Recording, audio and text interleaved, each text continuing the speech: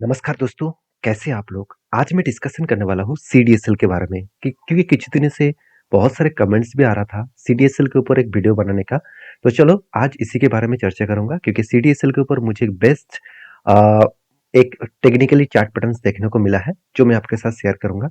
तो इस वीडियो को पूरा देखिए। सबसे पहले देखिए सीडीएसएल एक ऐसी कंपनी है, जो मुझे बेस्ट इसीलिए लगता है क्योंकि हमेशा मैं वही कंपनी को ढूँढता हूँ, जो मोनोपोली जैसा बिज़नेस एन्जॉय करते हैं।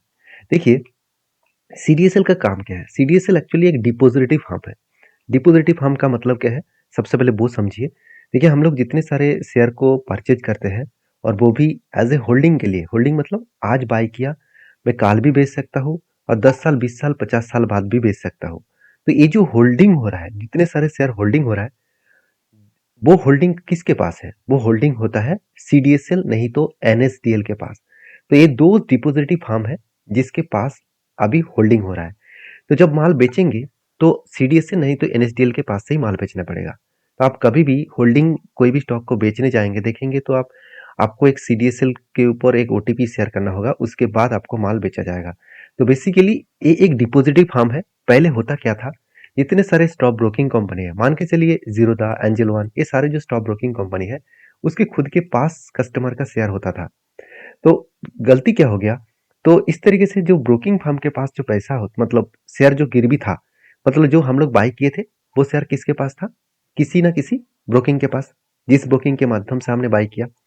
तो वो ब्रोकिंग क्या कर रहा था, उस शेयर को वो दूसरे जगह पे गिरवी रखकर पैसा उठाकर वो उस पैसे से इनकम कर रहा था। इस तरीके से काम करने में करबी बहुत ज्यादा घाटा कर दिया कस्टमर का पैसा को। मतलब कर्बी ने क्या किया, कर्बी ने किया, कस्टमर का डिपॉजिट को दूसरे के पास गिरवी रखकर लोन लिया और वो लोन का पैसा एफएनओ में डाला और पैसा डूब गया और कस्टमर का पैसा डूब गया क्योंकि कस्टमर का ही तो शेयर को गिरवी रखा था। तो इसलिए सेबी ने रूल्स चेंज कर दिया, किसी भी ब्रोकिंग के पास अ, कोई भी शेयर गिरवी नहीं रखेंगे, मतलब कोई भी होल्डिंग नहीं रहेगा। वो होल्डिंग किसके पास रहेगा? सीडीएस से नहीं तो एनएसटीएल के पास। और तब से लेकर ये दोनों कंपनी एक डिओपोली बिजनेस एंजॉय कर रहा है। और सबसे ज्यादा अगर कस्टमर किसी के पास है वो है सीडीएसएल के पास। तो मैं सीडीएसएल को ज्यादा ट्रस्ट करता हूँ। और दूसरी बात, एनएसडीएल अभी तक लिस्टिंग ही हुआ नहीं, तो इस कारण की वजह से एनएसडीएल के ऊपर भी अभी लोग निवेश नहीं कर रहे हैं। तो सीडीएसएल इसी कारण की वजह से मेरे पास खास है। साथ ही साथ एक जीरो डेप कंपनी है और वैल्यूएशन के हिसाब से कंपनी ठीक ठाक ही है। हाँ, आप कहेंगे सर 62 ये तो बहुत हाई वैल्यूएशन है। देखिए इंडस्ट्री ही 65 है, तो उसके हिसाब से तो ठीक है ना। मान के चलिए आज आप दुकान में जाकर एक चलो आप मान के चलिए आप किसी स्टेट में जाकर आप पेट्रोल खरीदारी कर रहे हैं, वहां पे प्राइस है 105 रुपीज। और दूसरी जगह पे जाकर, मतलब दूसरे स्टेट में जाकर आप पेट्रोल खरीदारी कर रहे हैं, वहां पे प्राइस है 107 रुपीज। क्या वैल्यूएशन कुछ ज़्यादा हाई हो गया? 105 रुपीज़ क्या ज़्यादा हाई हो गया? बिल्कुल नहीं, क्योंकि इसका प्राइस ही चल रहा था इतना ना, इसका प्राइस ही उसी के आसपास चल रहा है। तो इसको वैल्यूएशन हाई नहीं कहा जाता है। तो इसका सबका प्राइस सेम टू सेम है, तो वैल्यूएशन कहाँ से हाई है? हाँ, अगर एक जगह पे प्राइस होता 70 रुपीज़ और दूसरी जगह पे प्राइस होता 105 रुपीज़, तो अलग बात होता। तो अलग बात होता, तब वैल्यूएशन हाई कहा जा सकते थे। तो यहाँ पे वैल्यूएशन हाई नहीं है मेरे हिसाब से। और कंपनीज के ऊपर अगर मैं पी रेशियो को देखूँ तो पी रेशियो में करेक्शन होता हो देखने को मिले। और रही बात कंपनी के क्वार्टर रिजल्ट का, तो इस कंपनी में हमेशा एक पॉजिटिव ट्रेंडिंग बेसिस में सेल्स एंड एक्सपेंस मेंटेन होता है। तो इसलिए कंपनी का अर्निंग और प्रॉफिट ग्रोथ भी अच्छा खासा है। 109 9 करोड़ से सीधा सीधा 162 करोड़ के आसपास पहुंच चुके हैं। किसी भी एक साल में कंपनी ने उतना खराब रिजल्ट नहीं किया, अच्छा खासा परफॉर्मेंस किया। इसके कारण साल भर में भी कंपनी का सेल्स का ग्रोथ एंड प्रॉफिट का ग्रोथ आप देखेंगे तो चौंक जाओगे। आप देख सकते हैं किस तरीके से sales and profit growth company ने किया। अभी आप देख सकते हैं कंपनी का सेल्स ग्रोथ, प्रॉफिट ग्रोथ तो बढ़े, उसके साथ साथ कंपनी का रिटर्न और परसेंटेज भी देखिए। सारे स्टॉक एनएससी गिरने के कारण, बीएससी गिरने के कारण, मतलब निफ्टी सेंसेक्स गिरने के कारण गिर रहा है। यहाँ पे भी गिरावट हुआ है, फिर भी देखिए 77% एक साल में कंपनी रिटर्न दिया। और आरओसी आरओई दोनों ही बेस्ट है। और मजेदार बात यही है कि कंपनी के ऊपर बहुत ज्यादा ट्रस्ट करते हैं इंस्टीट्यूशन। इसलिए देखिए हम लोग सोच रहे हैं कि कंपनी बेकार है, कंपनी के ऊपर करेक्शन हो रहा है तो कंपनी बेकार हो गया, ऐसे बिल्कुल नहीं। एफआईएस देखिए जो 15% होल्डिंग करके बैठे हुए थे, बीच में कम करके 11% कर दिया था, आज फिर से वो माल उठाकर 17% कर दिया। और डीएस के पास भी होल्डिंग कंटिन्यू हो रहा है और पब्लिक के पास भी होल्डिंग कंटिन्यू हो रहा है। तो अच्छा खासा होल्डिंग्स इसके पास, हर किसी के पास देखने को मिला है, जो एक बेस्ट तरीके से होल्डिंग्स है। और देखा जाए तो बैलेंस शीट के हिसाब से बात करूं तो कंपनी के देखिए कर्जा तो जीरो है, और रिजर्व हर साल बढ़ते चले जा रहे हैं और फिक्स्ड एसेट भी बढ़ता हुआ देखने को मिले। तो सारे पॉइंट्स यही मेंशन करता है कि कंपनी में जो ग्रोथ है वो कंटिन्यूअसली मेंटेन्स हो रहा है। कंपनी का अगर मतलब ऑपरेटिंग इनकम देखा जाए तो कंपनी 2025 के जो क्वार्टर से जो रिजल्ट आया वो हाईएस्ट हो चुके हैं। ईबिटा मार्जिन भी देखा जाए तो सबसे हाईएस्ट देखने को मिला। मतलब कंपनी में कभी भी कोई भी एक साल में उतना खराब रिजल्ट नहीं किया। नेट प्रॉफिट भी देखिए 105 से सीधा सीधा 170 करोड़ के ऊपर चला गया। मतलब कितना शानदार कंपनी परफॉर्मेंस। अभी सीडीएसएल का जो सर्विसेज डिपार्टमेंट है आप देख सकते हैं। सीडीएसएल जो है वो वेंचर्स लिमिटेड है, 100% होल्डिंग्स है। साथ ही साथ सीडीएसएल जो कमोडिटी सेगमेंट है उसके ऊपर भी 52% होल्डिंग्स है। साथ ही साथ जो सीआईआरएल मतलब जो सीडीएसएल इंश्योरेंस डिपार्टमेंट है उसके ऊपर 54% होल्डिंग्स है। तो खुद के बिजनेस के साथ साथ दूसरे बिजनेस के ऊपर भी कंपनी इन्वेस्टमेंट किया है।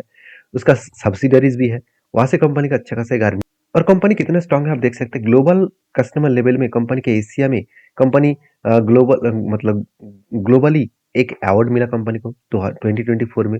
साथ ही साथ सीईओ का भी एशिया का बेस्ट एसेट मैनेजमेंट के ऊपर भी अवार्ड मिला।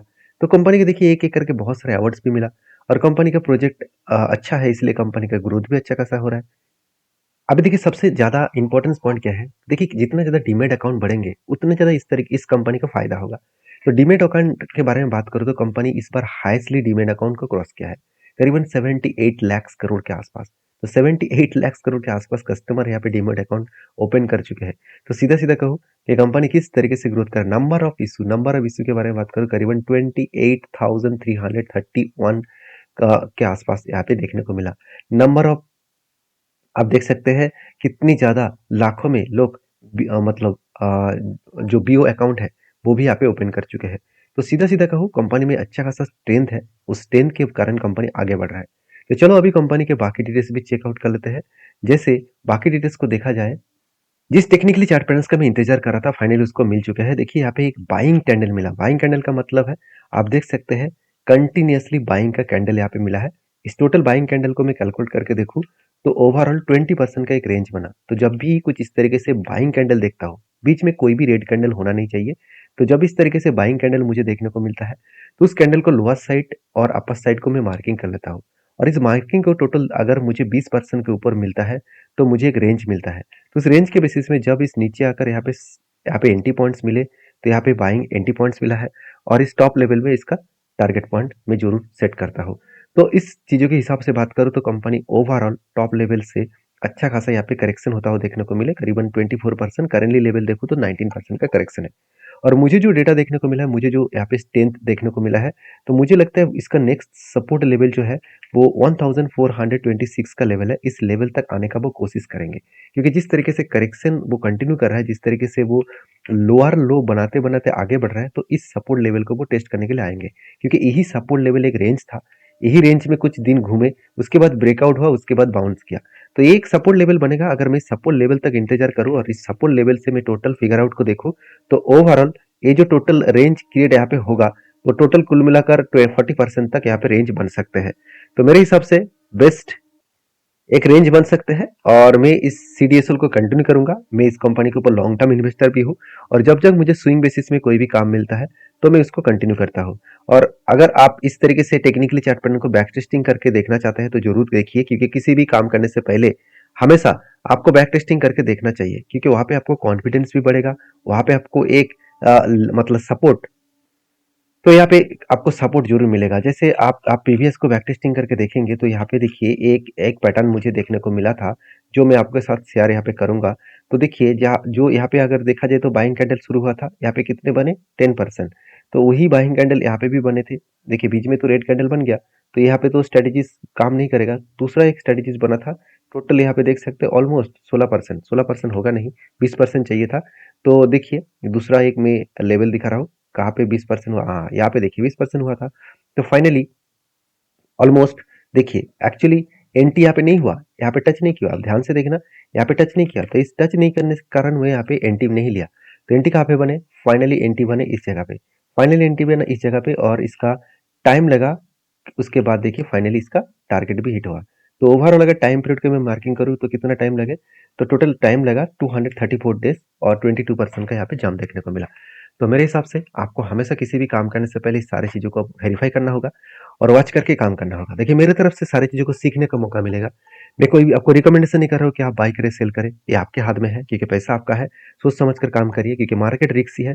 ऐसे कोई यहाँ पे 100% गारंटी होता नहीं है कि प्रॉफिट मिलेगा करके, आपको लॉस भी लेना पड़ेगा। तो इसलिए एक बार खुद की रिस्क को मैनेज करके काम ज़रूर करिएगा।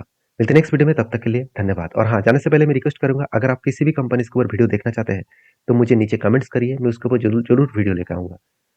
Thank you.